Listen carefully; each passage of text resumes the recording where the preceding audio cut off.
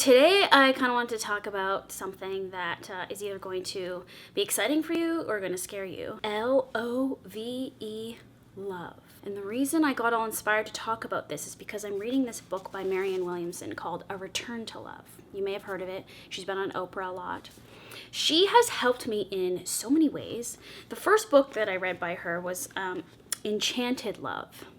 The Mystical Power of Intimate Relationships. She helped me see things in a different way about love, about relationships, about self-acceptance, about forgiveness, about everything. I'm sure there are lots of you out there who, when you hear the word love, you cringe, you get afraid, you run and hide, you go, I was that person for a very long time. I thought a person who is in that type of relationship or a person who is in love is annoying, is selfish, is weak.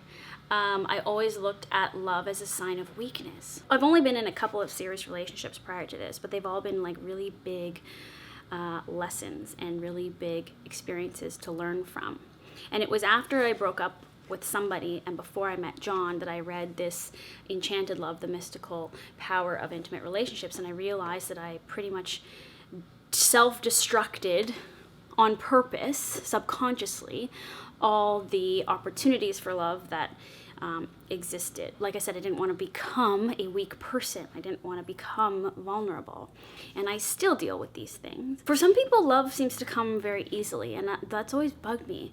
It didn't come easily for me. There was so much resistance around it. I didn't want it. I wanted it. I didn't want it. I wanted it. I didn't want it. Until I realized that everything is love. I was able to express love in so many other ways, but not with one person who I was going to become intimately and connected with. That was the person that I think I have the most to learn from, i.e. John, who I'm with now, and yet the person who I push away the most. Do you guys get that? Do you guys do that too? We need to stop this. It's like self-destructive. It's bad for our souls, and we just try to sabotage ourselves. Whenever something good comes, we try to ruin it because we think we don't deserve it. It's crazy. Love is not a weakness. Love is actually a strength, and I'm only realizing this now in the last couple of years. And this all kind of goes with the fact that in the last couple of years I started meditating, I started reading books like these to kind of help myself, kind of figure myself out, like what are my issues, what do I need to work on, and I think that's the kind of work we need to do constantly. I'm not saying you have to be in a partnership to learn lessons, but there are lessons that you can only learn while you're in a partnership.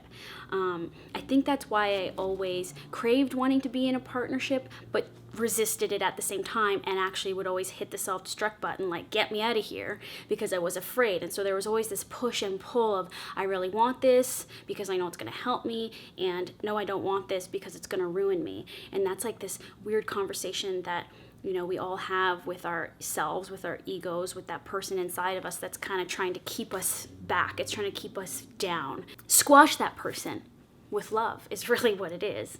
And I'm working on that.